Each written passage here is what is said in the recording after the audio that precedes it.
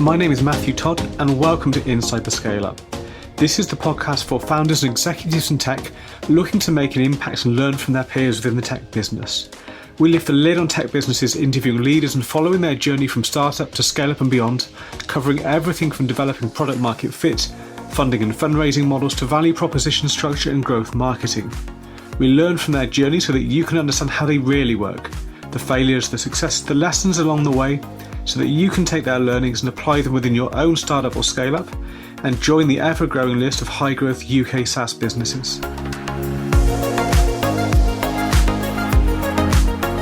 Hey, and welcome to the podcast. This time I'm here with Dan Yates from Greener. I'll let Dan introduce himself, introduce Greener, and look forward to hearing your story. So, Dan, good to have you here. Yeah, thanks for having me on. So like Matt said, my name's Dan Yates. I'm the co-founder and chief executive of a clean tech startup called Greener.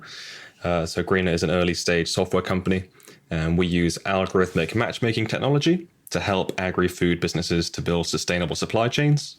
You can kind of think of us a little bit like a dating website, except instead of using a matchmaking algorithm to find romantic partners, you're using this to help find sustainable suppliers and buyers for your food and drink supply chain. So not quite as romantic, but hopefully still quite important. Yeah, hopefully just as, if not more impactful. Yeah, hopefully, yes.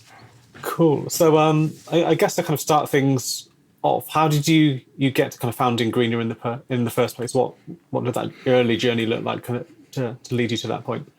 Yeah, for sure. So I guess it depends how far you want to go back. But so I've toyed with some startup ventures in the past. So shortly after I left my master's, I started a computer hardware company. And I was trying to build this new type of form factor for gaming computer. A very bold idea to go hardware as a fresh graduate, I now realize, but it was fun. I learned a huge amount.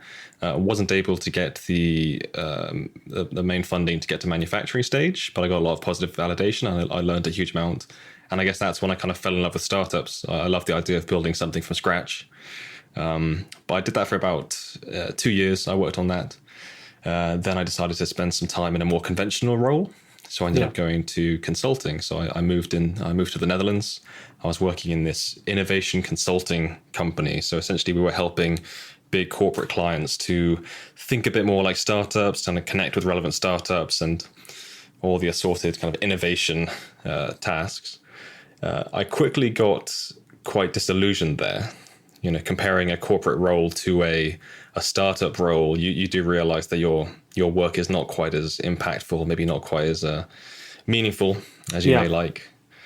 And that's when I started talking to my co-founder, Mernaz. So she was doing her PhD in sustainable supply chain management at the University of Bath.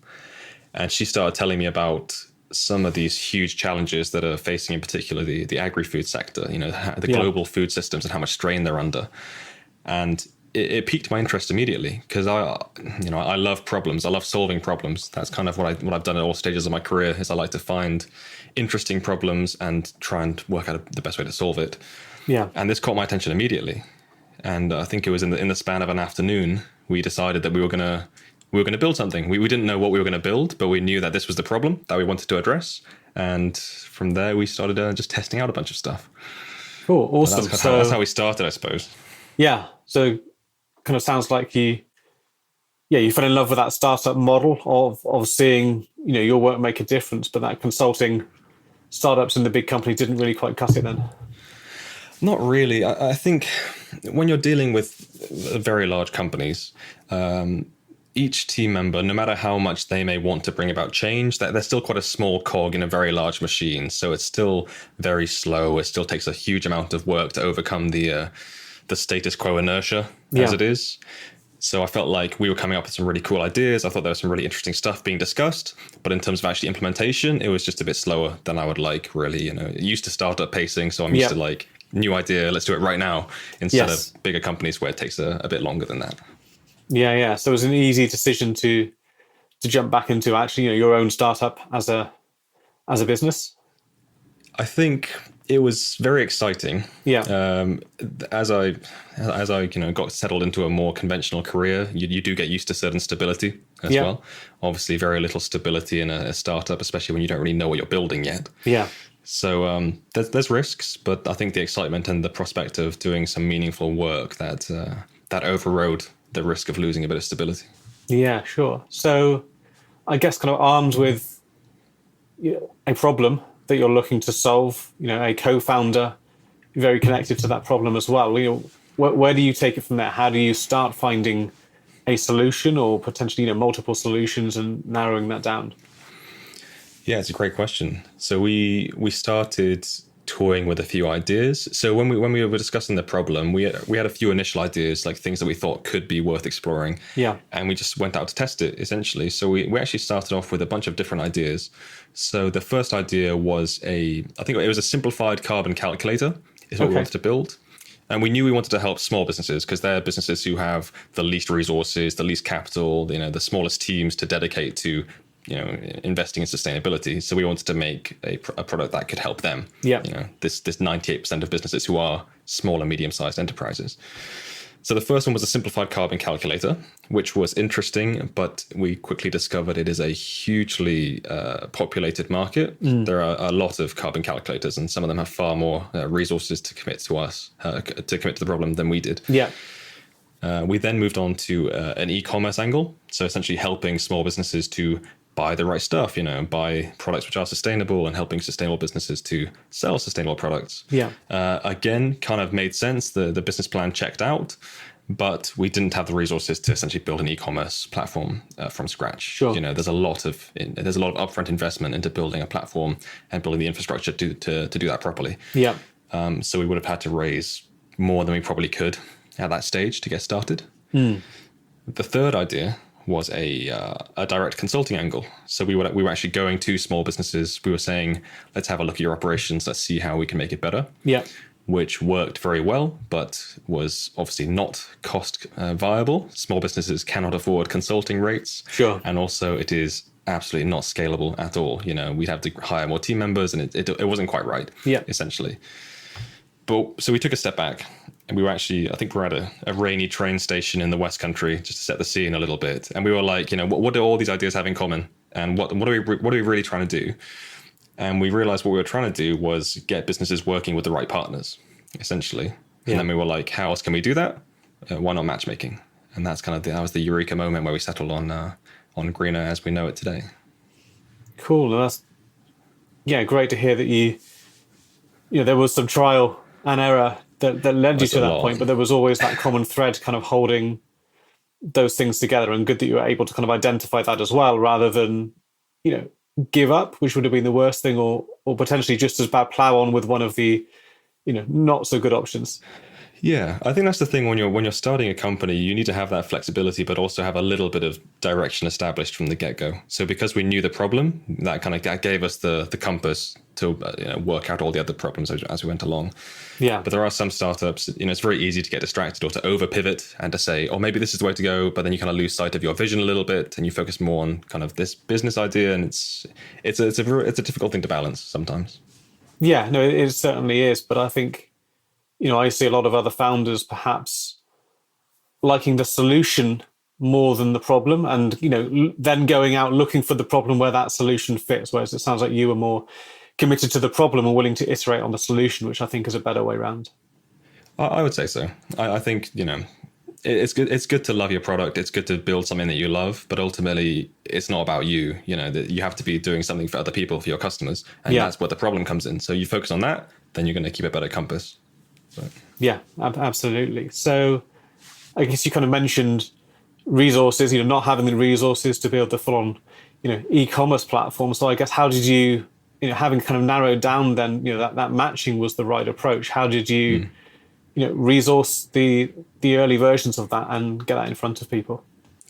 Yeah, so it was, I guess the joy of going down the matchmaking route as well was it was something that we could control the process entirely for the early stages. It was just about kind of doing the maths, testing it, running this program to see how well we could get it functioning, and we could do that for totally ourselves, without any money. Yeah. I think we made the V1 or the V0.1 using Excel. You start with the tools you have available, and you kind of start building as you get access to more resources. Once we were happy with the actual maths, then we started doing some tests with some early stage users who were happy to kind of volunteer their time. They knew we were nowhere near having a product, but they liked what we were doing. They liked the vision. So we got them to kind of help us out a little bit. Yeah. And the first funding we got actually came from Innovate UK, grant funding. So we kind of built this more of a research case than an investment case, I guess, because with Innovate UK, it's more about doing something, technologically or innovatively interesting rather than building a business necessarily. Yes, yeah. So we did that to start with, and we got lucky with a couple of grants up front, and that was how we got started. Yeah, no, I know a number of other startups that have gone down that Innovate UK funding, and it is a great source of funding for businesses. But I agree, like you say, it's not like you're making a business case. They are very research driven, so they are looking for, in a way, risky projects that are seeking to prove or disprove something. Absolutely. And it's a huge asset for UK founders. Like Innovate UK is an absolutely incredible institution. Like some of the competitions that we were lucky. So the general competition they run is called Smart Grants, which is open to pretty much any business with any idea with a few restrictions. Yeah. But we also found a more specialist competition called the Sustainable Innovation Fund. And that was right up our alley. So we had perfect luck timing wise in that we were able to kind of get onto that competition in one of its few limited runs. And we were able to make the most of that. But it's true. So they're looking for businesses which essentially are unlikely to get investment from the very beginning because it's an alternative. If a business can go out and raise venture capital, for example, then they don't really need Innovate UK. It's more like a nice to have. Yeah. So that's kind of their focus is like cool ideas which need that first step. Yeah, no, absolutely. So, and for those people that don't know kind of that grant funding, what kind of strings are attached to that? What conditions does it have associated with it? Yeah, so it depends on the competition you get. So the Smart Grants one, I believe you get a percentage of the total application. So you apply with a project, you give a forecast of costs, you give a breakdown of those costs, and depending on the type of company you are and the type of research project, the type of project it is, you can get somewhere between 60 and 80% of the project cost covered by Innovate UK. Yeah. So if you, I believe, I forget what the exact definitions are, but if you're a micro organization and the project is industry research, I think you're able to get 80% or something like that. Double check these do change from competition to competition. Yeah. But essentially the project type and the size of your company will change how much you can get match funded. Another thing you need to look out for is whether the competition has an advance or not. So, for example, Smart Grants did not offer an advance to the funding. So you would be expected to essentially pay the costs yourself initially, and then you would send these costs to Innovate UK and they'll reimburse you afterwards. So that's something to be aware of as well. We were very lucky with Sustainable Innovation Fund because that had quite a substantial advance as part of the competition. So essentially we didn't need to worry about sourcing any of our own money to start with. And we were able to do that as we went along in the project. I see. So basically there, Innovate UK, as you say, are funding the majority. You match the remainder of those costs, but there's no equity at all, loss or associated with that. No equity at all. It's a great scheme. And what we found was, quite interestingly, it's a great alumni network as well, but I think it might reach further than people expect. Right. For example, we had some contacts from quite large American venture capital firms talking to us, and we were like, how on earth did you find us? We have no marketing, we have no presence. And they were like, well, we were looking at the Innovate UK alumni network, and we thought this was worth a chat. So it's an incredible opportunity to take if you can take it. Yeah, no, that's definitely interesting. I know other businesses have made use of that, and I think again that has definitely helped them with raising other funding because Innovate UK have done part of that vetting process for them, right? So absolutely, and it's I know there are a bunch of angels who I've spoken to, and they won't invest unless they see something like Innovate UK. They want those trust indicators on the deck essentially before they even take it too seriously. So as an early stage founder, you need to build up as much trust and credibility as possible, and getting those pre-existing logos on your deck, it's a great way to do it. Yeah, no, absolutely. So so you mentioned you had a couple of grants that enabled you to develop the platform beyond the Excel spreadsheets and everything else. So how far has that taken you then in terms of platform development, marketing, other things? Yeah, so the grant took us to our V1, our MVP, essentially. So we got about 92,000 through that grant. Yeah. So we match funded about 20 of that, and that was plenty for three of us on decent. So we grew our team to three, two of us full time, one of us part time. Plenty. It was nice, first of all, to not be splitting my resources between part time work and also this project. So that was a great starting point. Yeah. We were able to work with a great development agency as well, because we thought it would be more cost effective to bring in an agency than hire our own dev teams for this stage, which worked out to be a great decision. So we got to MVP stage. The platform went live for pre-launch, I think in April 22nd last year. Okay. So that's 9 months after we got the grant funding. It also allowed us to get to our first private funding round. So after Innovate UK, we closed another £50,000 of kind of friends and family / angel investment. Yeah. To do that. After opening for pre-launch, we grew the platform, grew the user base a little bit, and platform went fully live in July, I believe. And since then, it's just been trying to grow, trying to learn, trying to build the platform as best we can based on the feedback we're gathering. Yeah, no, fantastic. Sounds like, great progress. So in terms of those kind of customer growth perspective, then how did that look? You obviously mentioned you had some initial people to talk to help kind of validate that problem side of things, but as you utilize that grant funding to start to build out that MVP, how did you go about kind of attracting users onto that platform? Yeah, it was a very manual process. It's an early stage platform, and the platform so the way the platform works is it benefits hugely from having an existing network. It's a network effects kind of platform. So you need users to attract users. So when you're brand new, you obviously haven't got that user draw. So the businesses you're speaking to, they are the early adopters who see what you're trying to build and they want to get involved from an early stage, even though the value for them isn't really there yet. Yeah. They're not going to be able to find a lot of matches because we haven't got a lot of companies on board. So we were essentially just going door to door where we could and calling businesses who were doing interesting sustainable work or who seemed to care about sustainability in their supply chains. And we were like, look, we'd love to talk to you. We'd love to learn more. Love to see if you can help us to build a platform that can make this easier in the future. But it was very manual. So and I would say that continued for about the first year of being. We had our 1 year anniversary a few months ago, and that coincided with some fundraising as well. So it's all very neat. But that first year was all about kind of just getting as much feedback as possible, getting as much data to work with to fuel future growth plans. But that first year was just about gathering as much information as possible. Yeah, and cold calling.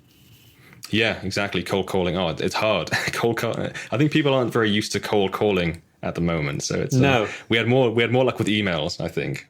Yeah, I think I see a lot of founders that fear those manual steps, and I think they often use the lack of scalability as an excuse not to do those uncomfortable things of reaching out cold over email or phone. And, sometimes they fear, oh, well, what if they say no? They'll never talk to me again. But the fact is they probably will. Oh, yeah. Well, also, there's going to be businesses who say no. There's going to be people who don't like what you're building. There's going to be people who are very critical of what you're building. That's just kind of part of the game, unfortunately. And you can't stop putting yourself out there because you're scared of getting no's. If you're scared of rejection and you're scared of that risk, then maybe a startup isn't really where you want to be. Because I know when we were doing a door-to-door campaign, literally walking around the town with our greener hoodie on, talking to business owners. And that's a horrifyingly difficult thing to do if you're not used to it. I mean, I'm not a salesperson necessarily, so I'm not the sort of person who can walk in and say, give the full sales pitch and all that. But it's just part of the process. You got to see yourself as, kind of a cog within this startup, and you've got to learn and grow. And if you're not willing to put yourself out there a little bit, it gets very difficult to get that data to work with. Yeah, absolutely. So just for context, to kind of help other founders that are perhaps, on the fence a little bit, scared of doing some of those things, what was the ratio of yeses to nos, when you were kind of going around, cold calling or in person or emailing or whatever it was? So emailing, we got a response rate of, I think, 4% for the first campaigns. And I think 4%, compared to, I think for a standard cold emailing campaign, so this is cold emailing, I don't know if I misspoke. For a standard cold emailing campaign, I think you're expecting somewhere between like 1% and 3% response. Yeah. So we got, I guess, just above that, but still a pretty, when it's a brand new company and you're very close to it, it's still quite disheartening to have, 95% of people not really notice and not respond. Yeah. We had a lot of luck on LinkedIn, actually. For a bit of context as well, our users kind of fall into two camps. On the one hand, you've got kind of small business owners who are looking or seeking sustainability solutions. Yeah. These could be restaurants, cafes, wholesalers, anything like that. But essentially their priority is to find solutions. And on the other hand, you've got companies who are providing some sort of sustainable product or service. We call these providers. Getting in touch with the providers on LinkedIn was super easy. We had a great response rate from them because the value prop was so self-evident. We were like, we're building this platform, it's early stage, but if we get it up and running, then you'll be able to get your product seen by the ideal customer very easily. Yeah. And they were like, great, this is worth a shot at least. And those sort of businesses were much more active on LinkedIn. Yeah. The seekers, a lot less LinkedIn based. There's not many cafes who have a LinkedIn presence, for example. Sure. So they were more about walking in or calling and that kind of stuff. And that was where it was a bit harder to kind of get our feet in the door to start with. Yeah. And then, I suppose, you're right. You do have that two sides to that marketplace, essentially. And I think with those kind of businesses, you've got to choose a side that you want to kind of seed first, don't you? And I think there usually is an easier, more logical side to kind of start building first, isn't there? Yeah, it's something you need to think about with these kind of, you can call it a kind of marketplace model where you have different parties interacting with one another. For us, it was about where will we reap the most reward for our efforts? Yeah. And, we're still a small team with limited resources. How can we make the most of that? We realized quickly that was getting the providers on board and using them as a draw for the seekers. Yeah. So it's just a little way that you can understand the dynamics of how your platform is viewed by different stakeholders and user groups and how you can make the most of that. Yeah, I think it's important not to lose sight of not your perspective of how you'd like to bring those people together, but what are those different parties looking to get out of that interaction? Exactly right. Yeah, exactly right. Yeah. So obviously you mentioned the matching platform. How are you monetizing this at the moment, that platform? So we're not monetized at the moment. So we had a very extensive chat about this at the beginning of the Innovate UK project, actually. We were like, we have these resources, we could build in monetization functionality, but do we have the data to build the perfect monetization model? And what impact will monetizing have on growth prospects? Yeah. What we decided was that we'd rather have a totally free platform at this stage with no barriers to joining, and we'd work out monetization at the next round or at the round after that. Yeah. So it's a difficult choice to make. As an early stage founder, you may think, I want revenue and I want to be self-sustaining as fast as possible. And that's totally understandable. But you also have to think, how can my product be as good and as accessible for as many users as possible as soon as possible? Yeah. No, I think that's an interesting choice. And I'm kind of glad to hear it's one you've made consciously, because I think there are two models and they're not ones that kind of, you can't do a bit of both. It just doesn't work too well. You end up kind of in no man's land with no value prop. Absolutely. No, you've got to commit. I think it's something so I spent a lot of time talking to startup founders in the US as well. I think US founders are much happier to forego revenue at the beginning because they're confident that they'll be able to raise and they'll be able to build this in the future. Yeah. Whereas UK founders have a tendency to be a bit more conservative. And UK investors as well, I will say. UK investors, I think, expect revenue a lot earlier. Whereas US investors, if you have revenue, they're like, why do you have revenue? Grow more, get more customers first, and then we'll work out revenue in the future. Yeah. So it's a totally different ethos. You need to work out who you're trying to hit with your fundraising strategy as well. Yeah, interesting. So I guess being based in the UK then, what was it that gave you the confidence to commit to that approach? Was it US investor relations? Was it something else? What was the key factor there? Yeah, so I think what kind of swung us was we were having quite an easy time starting conversations with investors, quite big investors. Like I mentioned that there was one in US, a large US firm who got in touch with us quite early on, and they were like, this is interesting. And that gave us the confidence to say, if we do this right, then there is interest in what we're building. But it still wasn't a foregone conclusion. I spent a lot of time talking to UK angel investors, and they were like, no, you need to get to 10k MR as quick as you can. Otherwise, you're not going to raise any money, and the business is going to die. Yeah. And you're taking a lot of these different thoughts, and it's you never have perfect information to make these decisions with, but you need to kind of commit to it. And I guess we just believed in ourselves and that we could do it. To be honest. Yeah, great to hear that you had that strength of commitment to do what I think is an atypical model, as you say, in the UK, but it is not unheard of in the UK. There are many startups going down that same route. So I would certainly encourage, other founders to make a conscious decision. Mm-hmm. I think so. You just need to be aware of the decision you're making. Like you mentioned earlier, don't kind of sleepwalk, or don't kind of try and hit a middle ground. Understand what you're doing, why you're doing it, and commit to the strategy. Startups have a very short amount of time to hit targets and to make progress. If you're kind of uncertain and if you're kind of umming and ahhing too much, then you're just wasting time that you could be doing to deploy to a specific strategy. Yeah, absolutely. I think I've seen other businesses that will, maybe have that first conversation with one investor that, leads them towards in one direction. Then they'll talk to another investor that tells them something different. So then they'll veer away from that direction, and they can end up just spinning, doing a lot of busy things, but achieving nothing in any direction. Yeah, but it's so difficult. Investors they all have very different investment theses. They all have very different opinions as well. And you can speak to 10 investors and get 10 totally different takes on what you need to do next. Yeah. It's very hard, especially if you're like maybe a younger, maybe less experienced founder, to know what to do with that information. So what we try and do is take what we need to from these meetings, kind of listen to everything that's being said. Yeah. But you don't need to implement everything that's being said. You just need to listen, hear it, process it, and make the decision yourself. Yeah, no, I think that's great advice. And, presumably then when, having good, conversations, building relationships with investors, finding the ones that match your kind of thesis and strategy, is going to be pretty important as well. Absolutely. And I think, there are a lot of investors in the world. I think I've spoken to some founders who they have one bad meeting with an investor and they get incredibly disheartened and they feel like they've done everything wrong and they don't really know what to do next. But there are so many investors, and your job, just as much as their job is to find the right investments for them, your job is to find the right investor for you. And you just got to keep at it, to be honest. It's just a numbers game of trying to speak to as many, trying to learn as much, and keep creeping towards your perfect investor.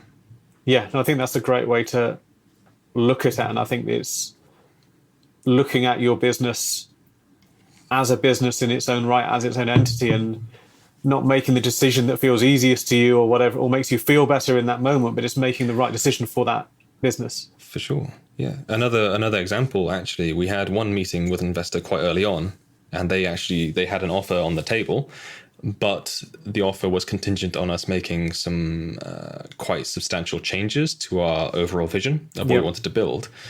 And we were thinking, so initially we were like, oh, we've got to do this, we've got to take this, who knows when money's going to be on the table, we have to take this. But then we took a day and we started thinking, we were like, but do we want to really take this if it's not really investing in what we want to build? They're investing in what they want to build. Yeah. And then we decided to turn that one down, which was a very daunting decision, especially for me. My job essentially in the company is to keep money coming in and keep the company going the right direction. So to walk away from money on the table is hard, but it might be the right decision for your startup as well. So don't just take the first offer if it doesn't quite align with what you want to do. Yeah, no, I think that's a great point. So I guess then kind of building on, from where you are now, obviously, you've been successful in bringing money into the business. You've moved beyond the kind of the MVP phase of the platform. So what's next then if you're kind of going down that traction route? What does traction at this stage of the business look like? Yeah, so ultimately it's just about getting the user count up, really, with this kind of platform. So like I said, for the past year, we've been in that MVP stage where growth has been yes, getting users onboarded, but also about listening to them and gathering feedback as much as possible. Now we're in a situation where we have quite a lot of feedback, quite a lot of data to play with. And now our job is just to take that and take the investment we've secured and to do something with it. Prove that we can convert this promising data into strong growth figures. So essentially, my job is to deploy the funds, look at our customer acquisition cost, and essentially work out how effectively we are securing customers with the money we've raised, and use that as a starting point for future fundraising efforts. But it's kind of transitioning from being a very manual process. We are trying to work out how to scale user acquisition as well. Ultimately, we don't want to have 3 of us going door to door. I'm not a salesman, and my two of my team members they're PhDs, so they don't really want to be going door to door doing sales. They want to be doing science. They want to be learning. They want to be using their skills to build an amazing platform. So we were torn between either hiring an in-house business development team member, or working with an agency.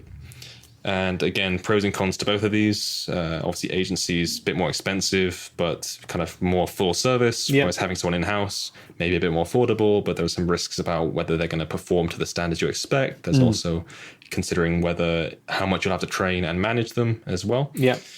So we decided to go down the agency route. So we're working with essentially a business development agency. So we've only just started working with them. Hopefully they'll live up to the hype. They seem very promising so far.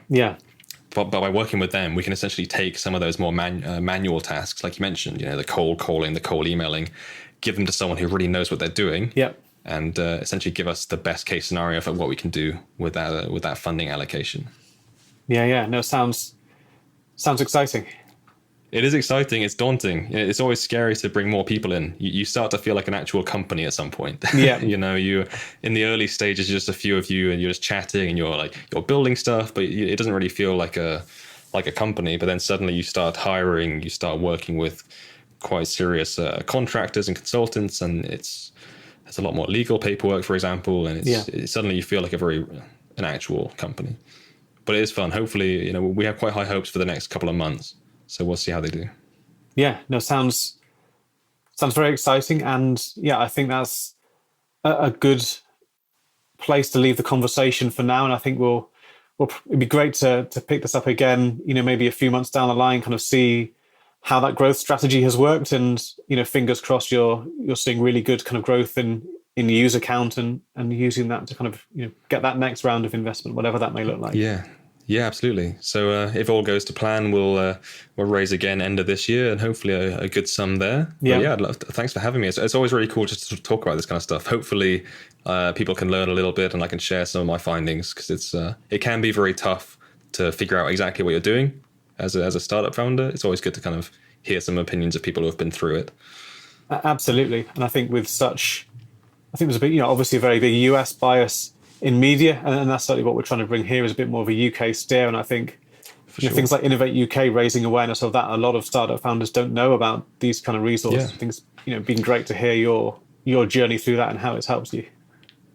I guess one last thing I'd say is it's the joy of being in the 2020s is you can access all these different investors, all these different resources from around the world, but you can kind of pick and choose what works best for you. So if you're a UK founder, then go for that Innovate UK funding, but don't be you can still email US investors, you can still talk to Americans, you can still talk to investors from all around the world, and just see what sticks. You don't really know what your path is going to be unless you put yourself out there and start talking to people. Yeah, absolutely. Great advice, a good place to leave it. But just quickly, for anyone that wants to find out more about Greener, either as a provider, supplier, or just interested party, where should they go? Best place to start is the website. That would be greener.io.